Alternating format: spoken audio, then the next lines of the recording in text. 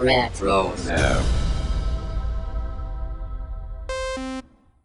Hey, this is Catherine Tabor, Senator Padme Amidala from Star Wars The Clone Wars, and you're listening to Jay and Dennis on Podcast Stardust. Stay on the light side.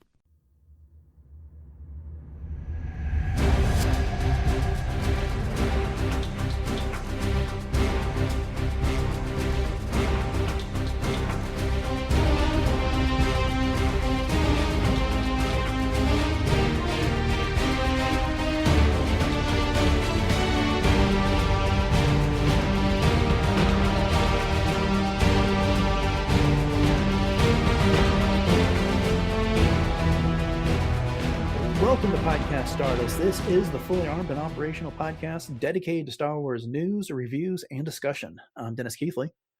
And I'm Jay Krabs. And after a little bit of a hiatus, we're going to catch up some Star Wars news in this episode. But before we do that, Jay, you want to remind everybody where we can be found on social media? Absolutely. It's great to be back. We are on Facebook and Instagram conveniently at Podcast Stardust.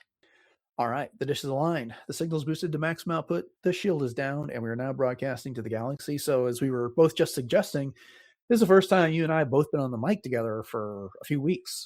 We've had a lot going on this month.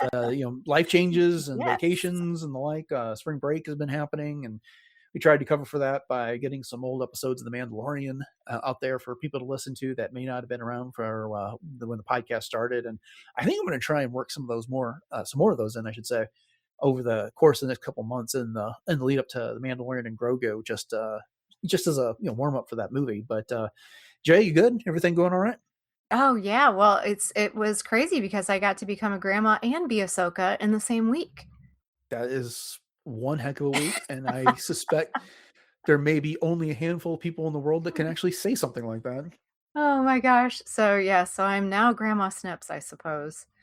And it's a good thing. Very, very blessed. We're very blessed indeed.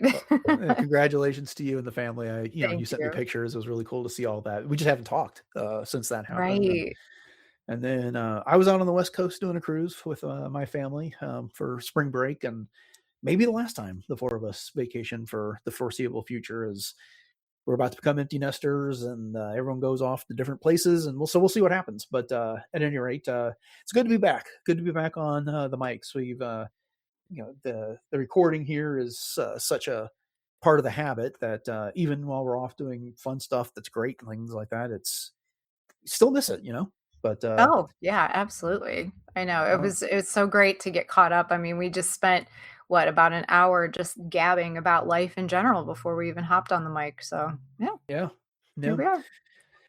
Here we are indeed. All right. Well, let's get into it here. So a lot going on. Some of this is interesting that's happened in the past couple of weeks while we've been away.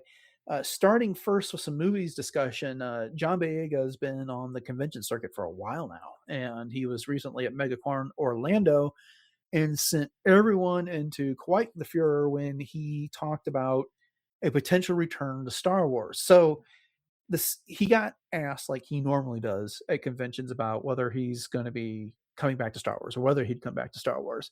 And I guess at some point when he'd been asked that question, someone in the audience yelled, "Get Dave Filoni on the phone." And he laughed and said, "I actually have, which got everyone all crazy that, he's talked to Dave. So he could in fact be coming back to Star Wars. Here's the thing. That story has made all the rounds on all the different news outlets, but I've now seen some reports from some people that were there. They're saying, well, this is not the whole story. That he had been asked about this a couple times, and he had said a few times during the course of that panel that he hasn't spoken with anyone at Lucasfilm since the leadership change. So I guess it doesn't mean he actually hasn't spoken to Dave Filoni. It's just that it may not be he hasn't spoken to Dave Filoni since he became president of Lucasfilm. Mm-hmm. But I don't know. I mean, I don't want to say he's been coy, but he seems to really have been enjoying this conversation on the convention circuit. And I guess, why not? If you're going to keep getting asked that question, why not lean into it? But what's your thought? What's your takeaway on this? Well, the first thing I thought of was he better be careful because Tim Morrison just went through the same thing, right? Mm-hmm. Oh yeah, I want to be back in here and let's get them on the phone and all the things. But no, I just think that it's so cool that John Boyega is enjoying all of the circuitry, the fan convention circuits, and getting out there and interacting with fans and that type of thing, and just the fact that he knows how beloved he is. Mm-hmm. And so it just brings me joy just to know that he's so into it and would be so into it if he was given the opportunity. Yeah, I'm very curious. I feel like everything post Starfighter is like in flux. I'm assuming there's some sort of, whether it's another season of Maul or something, there's probably another animated season in the works for next year or the year after that. Perhaps another Tales of type of series coming out. They may surprise us for May the 4th, although we haven't heard anything at this point, and that's what, just a little more than a month away. And we don't know anything about live action past season 2 of Ahsoka.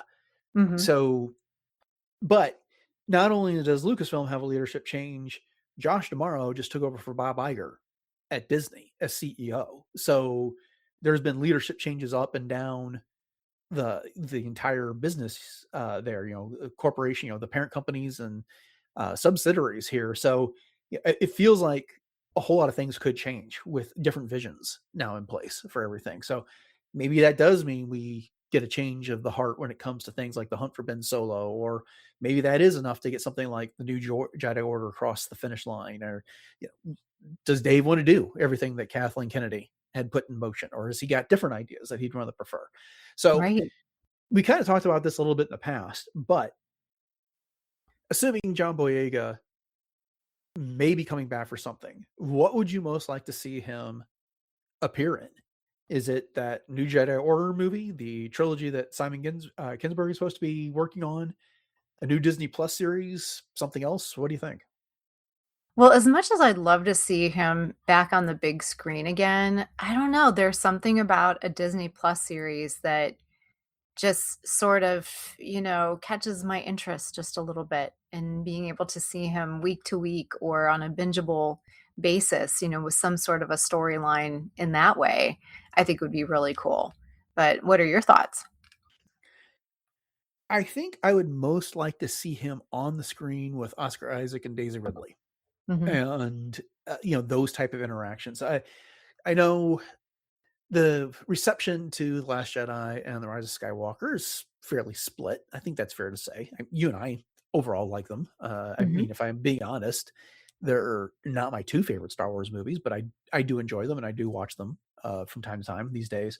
But I thought those three had good chemistry, and I'd love to see a really killer script with an opportunity for them to like really take the story forward, and not in a situation like what Carrie Fisher, Mark Hamill, and Harrison Ford had to do, which was so many years later, where they were so much older, they didn't really get to be the focus of the adventure anymore. You know what I Right. mean? They were there for a transitional purpose to pass the torch to a new generation.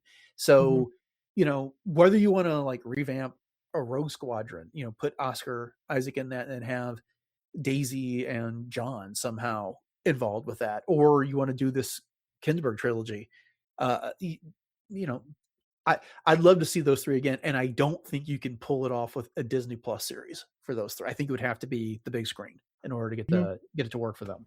Mhm. That's fair. And Yeah, like you'd said before too, it's better do it while, kind of get it while the getting's good, so to speak, because as you pointed out, if you wait too long, then it's almost too late in some ways.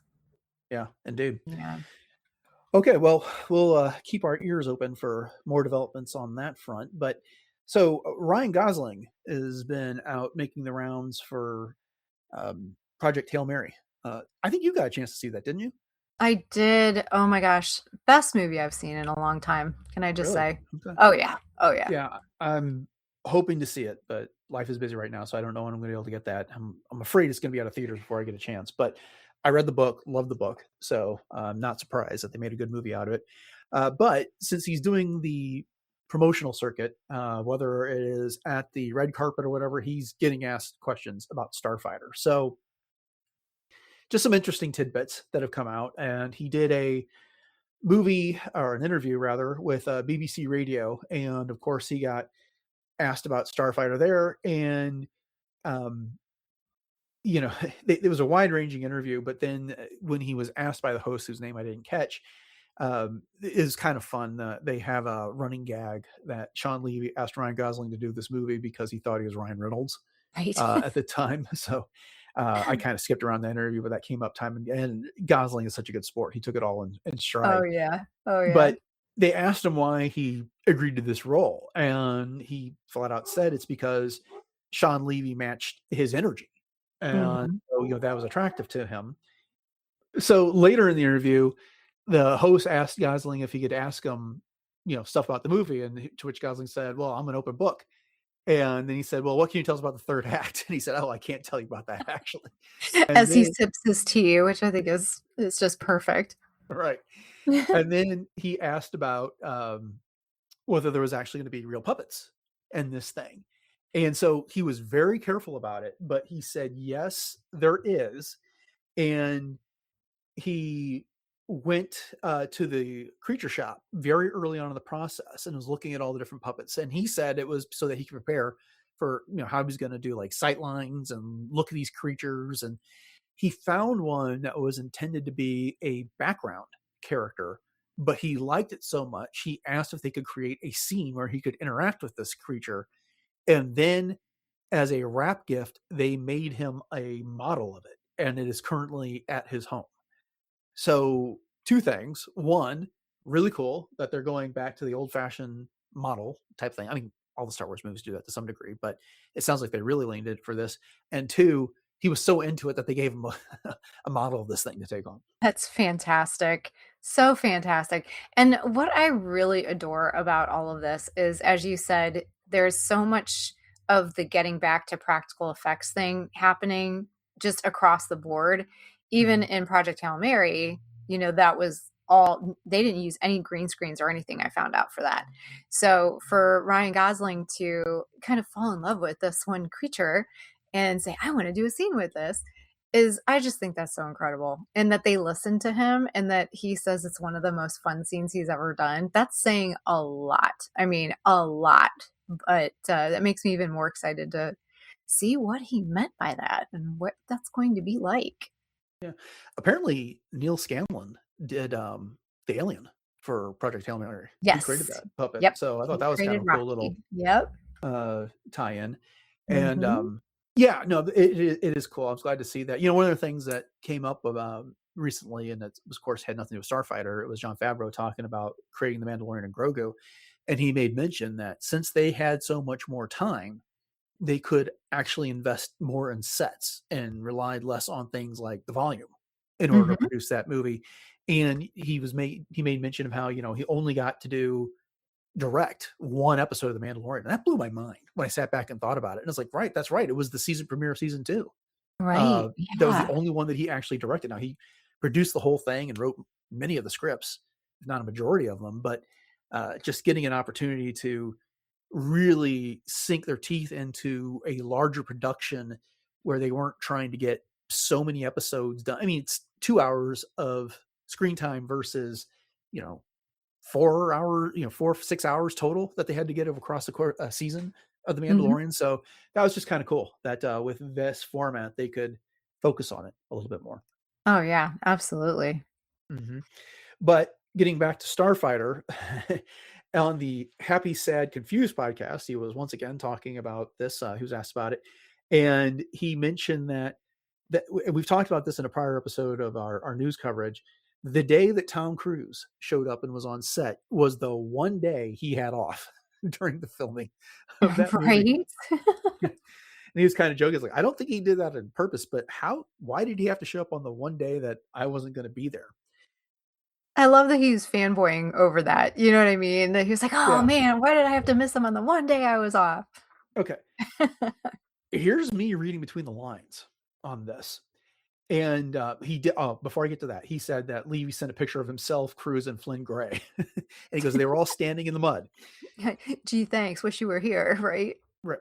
Do you remember when we were talking about, Tom Cruise showing up on the set and how Sean Levy gave him a camera and had him film some of that scene? Mm-hmm. That apparently there was a lightsaber battle involved. Yes. And so apparently this lightsaber battle does not involve Ryan Ryan Gosling, Gosling. but Mm-hmm. it's very possible it involves Flynn Gray. Oh, yes, this is true. Yeah, because the selfie that he sent them Right. or him. I mean, Mm-hmm. could be other actors for all we know, but that's the picture it was taken. I mean, look, this is pure speculation on my part. I completely acknowledge it here, but like I said, I'm reading between the lines and kind of putting some things together, and it was just curious. I mean, we've talked about this a bit before. Kathleen Kennedy in that exit interview, I think it was with Variety or Vanity Fair, I can't remember which one that she did. She was talking about this great actor they have, and young actor in Flynn Gray, and so there might be more movies, but she didn't mention Ryan Gosling. And here it is, again, putting some pieces together that, Tom Cruise filmed this scene. It involved a lightsaber. Ryan Gosling was not there. And so for all the headline that Gosling's getting for this, I'm beginning to feel like it's more and more about Flynn Gray's character, that's going to be the main character of this movie as opposed to Gosling's character. Mm-hmm. Yeah. And this is what I love about being able to get excited about the movies and other projects coming up is Mm-hmm. how much when you're saying, "Oh, I'm reading between the lines," that is so much fun. And Yep. I love the predictions, and I really hope you're right because that's so cool. And we talk about passing the baton and, to another generation, and Flynn Gray sounds like he might just be receiving that baton in some ways. Yeah. I mean, to be clear, I am not one of those that's going to be going looking for the spoilers behind things. Right. Uh, I enjoy this type of analysis. We just letting the imagination run wild. And, you Mhm. know, there's out there, people say you should speculate because it'll ruin your experience. Like, no, not really. I mean, if you do it responsibly, if you don't get married to your predictions there, then, you can't be disappointed if they don't come true when you go to see the movie. But for me, it is about, I will always take it back to when I was in third grade and Return of the Jedi was about to hit theaters, and the toys came out in advance. And I remember being in that toy aisle and looking at all the new action figures and seeing a Gamorrean. I was like, "Ooh, who's that? What's he going to do?" The Right. Scout Troopers, the Royal Guard, and stuff like that, and just being fascinated by those things and thinking about the possibilities and where I might see them in the movie and that type of stuff. It wasn't spoiled for me. I just had these glimpses of things that I could be excited about going into the movie. And that's where I am with this type of stuff. I love seeing the pictures from the set and then guessing what all that could possibly mean. So, yeah, Oh, me too. That's all part of the fun. indeed. Absolutely. All right. Well, let's move on to television. And while we were gone, and this feels like ages ago, back on March 16th, a new trailer for Maul Shadowlord came out. So I hope everyone will indulge us while we talk about it because we haven't had an opportunity to do so, even though it may be old news for many of you who probably listen to other Star Wars podcasts where this has been discussed.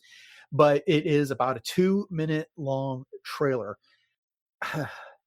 I don't want to go beat by beat on this thing because we'd be here for an hour, and frankly, we don't have that kind of time right now. But um, before we bring up some specifics, what were your overall thoughts on this one, Jay?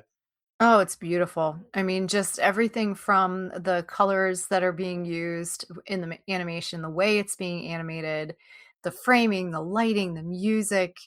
It's just so exciting. And it gave us just enough that it can kind of sate our appetites just a little bit for some of the things that we thought we were going to see and hoped we were going to see and knew we were going to see.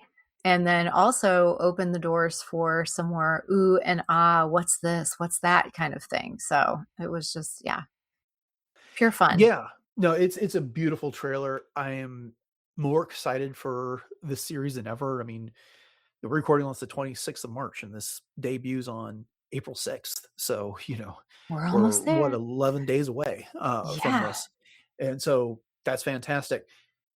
What I love about it is just how action driven it appears to be here, Yes.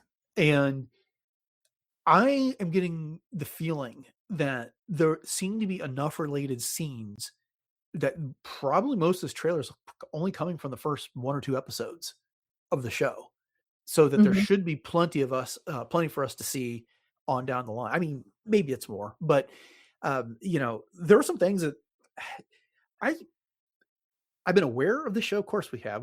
They announced it at Celebration last year, but, it just doesn't seem like there's been as much out there to give us a lot of the behind scenes stuff, but beyond the teaser we got and now this trailer here. But, uh, there were some things that really surprised me, in this, but, with that having been said, I don't like I said, I don't wanna go through the whole thing, but I do wanna get into some of the things that stood out to us from the trailer. We'll take turns here. What's the first thing that stood out to you or impressed you about this trailer? The movement of Maul's lightsaber, and it just seemed like the blade light seemed like it was its own animal in some ways, and it was just animated differently than I think I've seen it.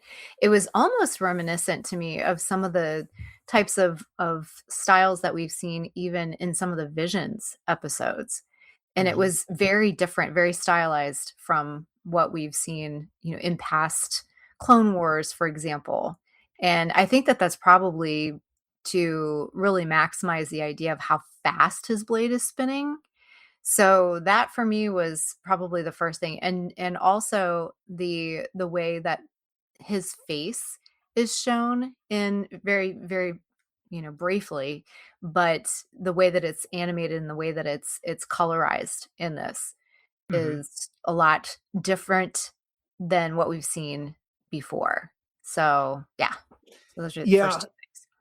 the, article that accompanies the trailer on StarWars.com has some quotes from Dave Filoni, and the gist of which is that it's the style that they use for the Clone Wars, more specifically, like, season 7, and then the Bad Batch, but it's kind of, rougher in a way. They altered it just a bit to Yeah. give it this edge that you're talking about here, and I think and that definitely shows through with this. Um, Mhm. a couple things, I'm gonna group them into this one category, and it's the Inquisitors. For one, the StarWars.com article gives us the name of the 11th brother, which is Crow, which was interesting. Didn't know that. That's so we finally, that's the one that Ahsoka defeats in Tales of the Jedi. So that was some new information. And we hear Marok talk in this trailer. Oh, And yeah. he was silent when we first got introduced to him in Ahsoka, from the time we saw him until Ahsoka defeated him and destroyed him in that series. That's so So, true. yeah, we got a little bit of a Inquisitor development here. And those two are like the representatives of the Empire, as best we can tell. I mean, beyond the stormtroopers and but they're there on Janix to hunt down Maul. And there's those great scenes on the train where Marok is fighting Devon, who is the Twi'lek Padawan, and then she teams up with Maul to take him on there. And then there's some other scenes where those two are standing together while they fight off Maul and some of his groupies, for lack of a better term. But anyway, um, so I was really impressed with the Inquisitors from the trailer. Oh, yeah, that's a great pull, definitely. And I really like the fact that they are diving into some of these more complex relationships with Hmm. different characters and these unlikely alliances. I mean, there's at one point where it's kind of the enemy of my enemy is my friend sort of idea, that we've seen in the past in some instances, but this is really bringing that front and center. So it's, we talked about so much of the shades of gray rather than clear good versus evil in this show, and I think that that's what we're kind of seeing here too. Yeah. So it's another thing that stood out to you. Oh, goodness gracious. Well, like I said, Maul's lightsaber was a big one. I think too the Maul just being a fugitive, where he says, the Empire tried to kill me. So now Mhm. he's being positioned very differently. And I just love the idea of where that story is going to take us. Yeah. Yeah. Along those lines, I was going to pick up with that same quote that you started to read. The Empire tried to kill me. Their betrayal demands consequence. And Sam Witwer just like chews it up delivering these Oh, lines. yeah. And the consequence requires a weapon. And when that word comes out, a weapon, you get an image of Devin on the screen. And then you kind of see some bunch of stuff going on. And then he says, together we can destroy the Empire. So he really has it in for the Empire. But you couple that with there's a scene between Devin and her Jedi master, whose name is Iko Diodaki. Just say that 3 times fast. Right. Master Iko Diodaki. And Devin saying he wants to fight as allies, and his response is the Empire will maybe our common enemy, but Maul will never be our ally. But as I was saying a moment ago, later in the trailer, we see Maul and Devin working side by side to take on the Inquisitors in this one. I bring this up because it really stands out to me, this game that Maul is always playing with is trying to get an apprentice and develop his own on his own as a Sith Lord, trying to reach that type of ascendancy.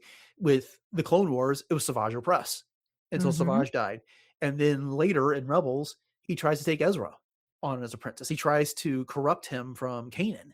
And so, we now know that Ezra was not attempt 2, it was at least attempt 3. And, he basically is trying to bend Devin into a weapon, is what this trailer is suggesting here.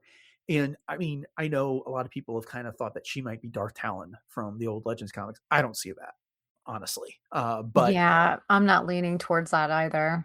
But I do think that maybe that character was an inspiration for the direction of the story. And I think that could be such a cool story to tell, because I'm guessing Master Iko Diodaki, again, me speculating, isn't going to make it much longer than the first or second episode of this show. And Devin is going to find herself on the run with Maul, or part of this syndicate that he's building. No, I think you're totally right in that. And I think that makes total sense because of everything that you just said too about the whole building on the apprentice thing. And obviously Maul is in a different, era, if you will, and different age of trying to create this syndicate. And so he needs someone that follows his lead, and that might indeed be her. Anything else that stood out to you? Oh, the music.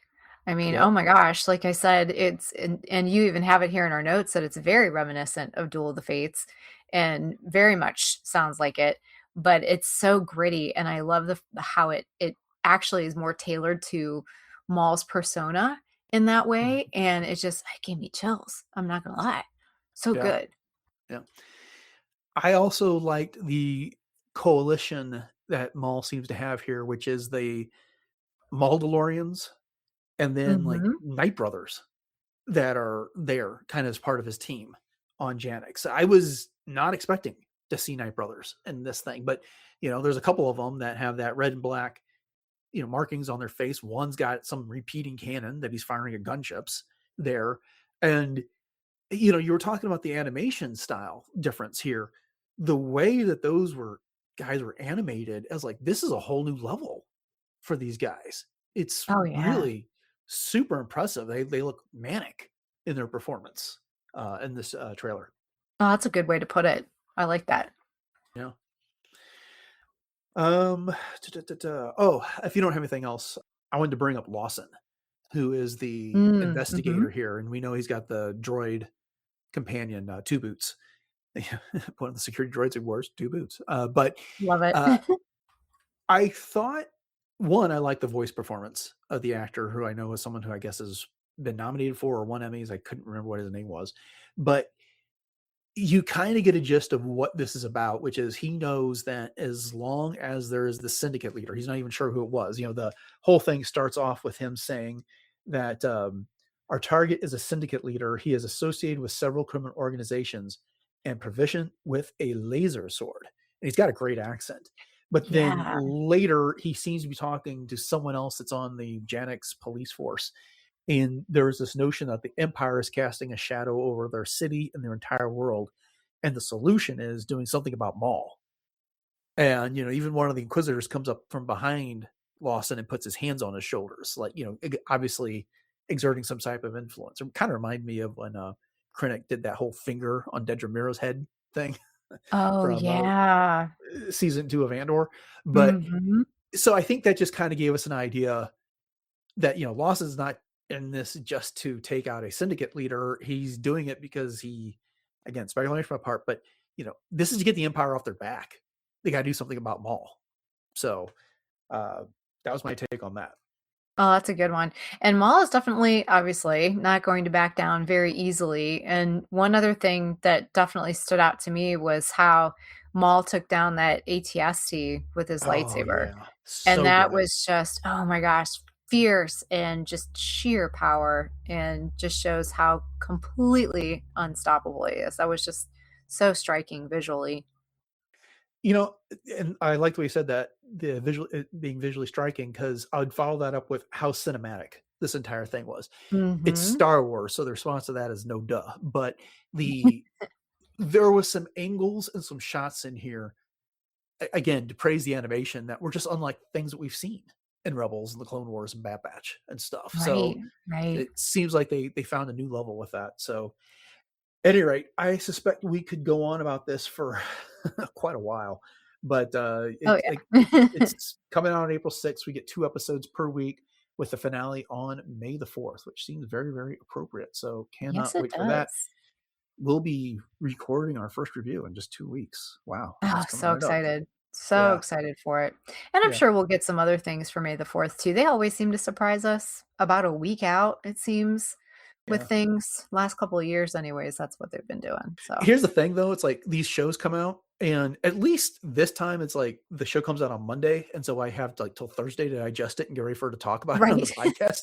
But the problem with that is that you and I don't talk about the shows before we record, so that we don't do the podcast before the podcast. And at most, be like, Exactly. "Did you see that? Yeah, it was so good," or something like that. Right, But right. so it'll be hard not to discuss it for a few days until we can to It record. But will. yeah, I'm sure we'll be trading texts. Oh my gosh, that was amazing, or whatever, because that's what we exactly. do. All right. Well, a couple quick stories to wrap things up with. First off, as we've been talking about in the past, Galaxy's Edge over in Disneyland has been getting a little bit of a makeover as they convert the Oga's Cantina, Millennium Falcon, Doc Ondar's area into a original trilogy timeline area. They've given us a little bit of an update on Oga's Cantina, and that is that all of the references to the Galactic Star Cruiser have been removed, which I think has Hmm. less to do with the timeline change and more to do with the fact that the Star Cruiser is no longer with us. Right. Um, and then they did make mention that Rex, the droid DJ, is no longer making any references to the Resistance, which would make sense since he's no longer in that part of the land. Right, right. So, yeah, the whole timeline thing makes sense for sure. But I just think it's interesting how they're basically just wiping the Galactic Star Cruiser out of existence completely. If it's Yeah, not in the it's archives, it does not exist, kind of yeah, it's thing. that's kind of too bad. I mean, It it is, still yeah, shows up in a bunch of books and comics. So, I mean, the right. whole Leia and Han Solo wedding book. big chunks, big section of that takes place on that ship. So you could Yes, still so have the true. ship, even if people can't stay Mhm. there. And then the last thing in this week's news is just a fun moment from the Oscars. Sigourney Weaver and Pedro Pascal were presenting an award, and sitting in the audience was Grogu, and Kate Hudson was sitting next to him, flirting with him, which led to a moment of Sigourney saying to her, "Get away from him, you." Oh, A nice. no. Did you see this little aliens callback? No, I did not even no, I didn't even know that the Oscars were on. Isn't that horrible? Yeah, well, it was while I was away, so I didn't see them, which is fine. But the are you you've seen Aliens or Oh, no? yeah. Oh, yeah. Yeah, you remember the whole when she's in the loader thing fighting the Mhm. queen, and you get away from her, you whatever. Yeah, Yeah. she reprised that Our for the listeners Oscars. can So fill in the blank there for yeah, sure. yeah. But you just if you do a quick search for Sigourney Weaver, Pedro Pascal at the Oscars, you can find that clip, no problem. And Pedro praises her as like nice script recall. So it was fun. It was a good moment. And then the only thing is that Conan O'Brien was the host, and by all reports he did fine, but he kind of had I don't know, a moment he wouldn't let go where he pointed out that Grogu can't clap, and he kept trying to get Grogu to clap. And it's like, okay, you wore that one out, but oh Hmm. well, it is what it is. All right. So, yeah, that's it. That's it for this week's news. Thank you all for joining us for this episode of Podcast Stardust. We hope you enjoyed our take on what we had to say about the mall trailer and what's going on with John Boyega and Ryan Gosling. It was fun, Jay. It was good to get back on the mic. It's been too long. For So, sure. but if you did enjoy this, we'd invite you to follow the podcast or subscribe on your podcast of choice. We love your ratings and reviews while you're doing that. And then if you want to find more of the back catalog beyond the 200 or so episodes that you're likely to have on your podcatcher, the best place to do that is over at retrozap.com. And Jay, you want to go ahead and remind everybody what our social media contacts are and where else we can be found online? Sure. It's super easy to find us. We are on Facebook and Instagram at Podcast Stardust. And you can always check out all of our Pinterest boards. We've got tons of them over there. And if you're looking for even more places to connect with us, download the show, share it with your friends. You can do that on YouTube and YouTube Music. And if you'd like to drop us a line, you can do so at podcaststardust@gmail.com. And, the weather's starting to get a little warmer in some areas of the galaxy. So if you are in need of a closet refresh, there are some wonderful wardrobe choices over on TeePublic that have 7 different show logo designs of Podcast Stardust available for you on t-shirts and sweatshirts, also some athletic wear and ball caps and the like. And the link to that is going to be in our show notes. All right. What is the latest in cosplay? Well, as I hinted just a little bit ago at the very beginning, I was recently at Fan Expo Cleveland, where I got to have a very short outing as Ahsoka, but it was wonderful. I got to see a lot of my cosplay friends, and I got to go to the Hayden Christensen panel, which was a lot of fun. I even got to hear him talk about his method for folding laundry, which, I never thought I would enjoy hearing someone talk about folding laundry so much, but there I was. So if you want to see all of my adventures and my recap, as well as some other fun things, you can head over to my Instagram, which is at j.snipscosplay. All right. So I can finally speak with confidence about what's coming up on the show. Thank you all for listening to all those episodes of the Mandalorian coverage that we did in the past. And I know it's kind of funny when I dropped this last episode about The Force Awakens, where I was talking about how I don't know what's in the future. And, it was after all those Mandalorian episodes. I even suggested we might do the Mandalorian there. But anyway, that said, Monday, we're getting back into our Clone Wars rewatch with a discussion of episode 15 from season 3, Overlord. This is the beginning of the Mortis trilogy arc. So we haven't recorded this yet, but I'm really looking forward to talking to Jay about it. And make sure you join us for that. And then on Wednesday, it is the return of our very popular Darth Bane book club. So we'll be getting into chapters 7 through 9 of Darth Bane, Path of Destruction. And looking forward to hear what you all have to say about that after you hear the show. So thanks for listening to episode 1013 of Podcast Stardust, everyone. Have a great weekend. And until next time, may the Force be with you.